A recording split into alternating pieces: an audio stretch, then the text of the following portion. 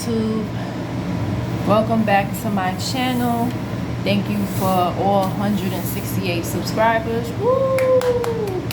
That was very quick because I've had this channel for a few years, but it wasn't until last year, and it wasn't until I went on a cruise August of last year that I started uploading a lot and talking about stuff a lot more. And I actually enjoy doing it. I enjoy talking about movies. I enjoy story times. I really do. So thank you, all 168 of y'all. I see other people with their videos and they have the same amount of subscribers. Some people have less, some people have more. But it's a lot of us that we love talking to you. You know, I love this. I could do this every day. I could do this as a profession. Like, I might be thinking about it, what they call content creators.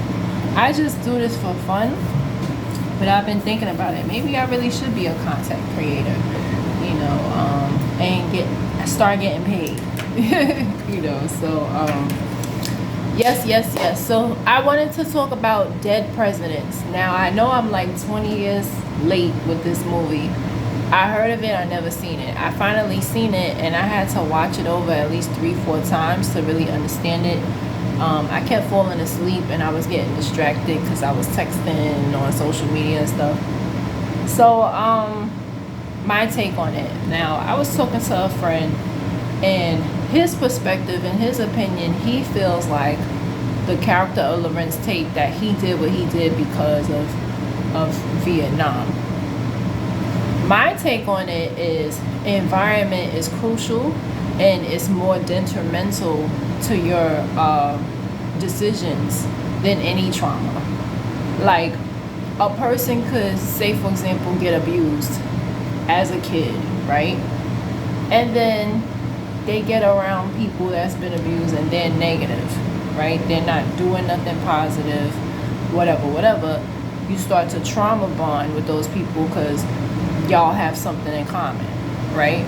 So then they end up, dating bums, and you end up with a bum, right? So then some people might say, oh, well, this person was abused and this is why they ended up with a not so good guy beating their butt. But then the reality is, it's the environment, and that's what happened here. With Larenz Tate, he had a no good girlfriend. My opinion, and to each their own, any woman who puts down her man for the job that he has, you don't deserve that man, okay? He was working at a butcher. It wasn't much money, but he was buying groceries. He was coming back home with the groceries. She says to him, oh, it's not enough, right? And so the guy in the hallway, I forget his name, but he was in Woman Thou Art Loose, dark-skinned guy. He's like, oh, I took care of your family when you were gone. So at this point, he's feeling less than a man. That's very humiliating for another man to tell a man, I held down your family when you were gone. And then it's like, he confronts her like, were you messing with him? And she says, yes. Now, I don't know if she said this to make him mad, but either way, she ain't shit for that. That's not what you say. So then he asked her the next question, is it mine? Like, is it my kid? She didn't really answer. But she's a perfect example, and this is my message to the fellas. Stop dating bum bitches. And it's like, I'm so serious when I say it. And I know it's kids on this channel, so I want to tell my young boys.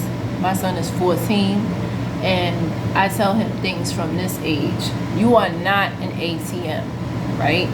And I'm going to say another quote that my dean said when I was in 5th grade. The only difference between a man or a woman is what's in between our legs. That's the only difference. We're just as intelligent as you. We could work just as hard as you. Hello, they have female welders and they have female construction workers too.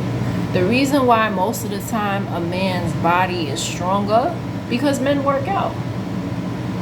I mean, Layla Ali is a perfect example. She could beat your average man because she is a boxer. You think she can't beat your average man? She could. She's trained. She works out on a daily basis. Layla Ali could whoop you. She probably could beat a man to death. You know, so it's not about gender. And I don't know who made that up, because in Africa, the king and the queen was neck and neck. So that's not a black, that's, you know, that's not even in our DNA for a woman to stay home, when it goes back as far as Adam and Eve, that women were always equal. Women were always, now women over time, westernized or European, you know, that myth came up a play where a woman's supposed to stay home. If you're dirt poor, and when I say dirt poor, when you can't afford like vacations, when you can't afford a car, when you can't afford to go to the movies, you know what I'm saying, on some good times type of stuff, you need to go and get a job as a woman. Period. And you have no right to put down a man that's trying. You know, I don't understand how a woman, and this is you know, not just the movie, but you have women in the projects that are married and their man, you know, is not making much, and they just stay at home. Like, how is that? Just look around you. Like, y'all don't go nowhere because he can't afford it. Y'all don't go on no vacation because y'all are that poor. And y'all got 4.5 kids, and it doesn't register in your head to say, let me get a job to at least make our life easier. Like, I don't understand that. Like, with Good Times, I hate that show. I really do. Like, because I don't understand how a woman could just watch her man struggle. He's trying the best he can to raise, you know, really raise you, because you're a kid at this point. Any woman that gotta go to a man, oh, can I get a couple of dollars for pantyhose? That's, to me, you're not a woman. You're not an adult. Now you putting yourself in as a kid. Because what ends up happening is, when you as a man, you're paying all the bills constantly, you know what's gonna happen? You're gonna end up in serious debt, and then you're gonna end up having to rob Peter to pay Paul. You're gonna have to borrow money and things of that nature. And I've seen it. That's how I could speak on it. A man that's doing everything all the time financially, decade after decade, eventually it becomes overwhelming. Eventually you have to turn to somebody for a resource. One person, especially in this economy, one person cannot do it all. You know, you could do it all if, you know, you a single parent and you got one kid. You got to manage your money. But if you got a family of 3 and 4 people, one person cannot do it all. It's not fair. Like, how do you feel comfortable as a woman to, you're not contributing anything to the household? There's a lack in the household. You know, like with the scene in Dead Presidents, they had peeling walls. There was so much lack in their household. And she's not thinking to herself, well, maybe I should get a job to help him out. That isn't, no, you mess with the next man. And that's another thing that made him feel bad, because the guy came to him and was like, I took care of your family when you was in the Nam. He's like, I took care of your family when you was in the Nam, and da-da-da-da-da, So, it's like, you know, that's belittling. That's very belittling. You know, so I go, and then also his environment was very poor. His friends were negative, and that's what made him rob the bank, and that's what made him end up in jail, because he had negative friends. And that's my message.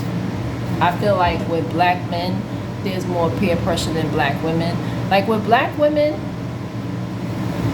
we have friends, but we don't, like, it's not like if we don't have friends, we're gonna die. We're okay if we don't have any. We're perfectly fine. But black men, like, they feed off each other, and it's like they have to have friends. You don't have to. If your friends are negative and they're not taking you to positive places in your life, drop them.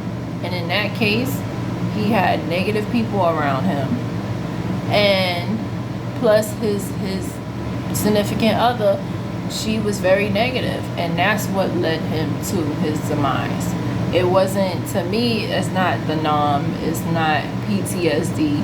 And the judge, I'm happy the judge said what he said at the end. He said, I am a veteran. I am from a real war, World War II. And I did not, and it's right. It's true. It's like, you could have made better decisions. That's not an excuse.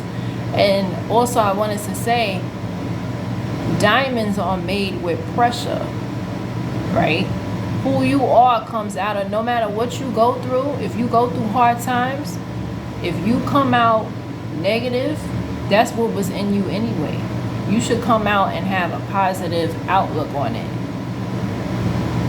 And you shouldn't have negative trauma and let it control your life. That's weakness. Nothing wrong with having PTSD, whatever.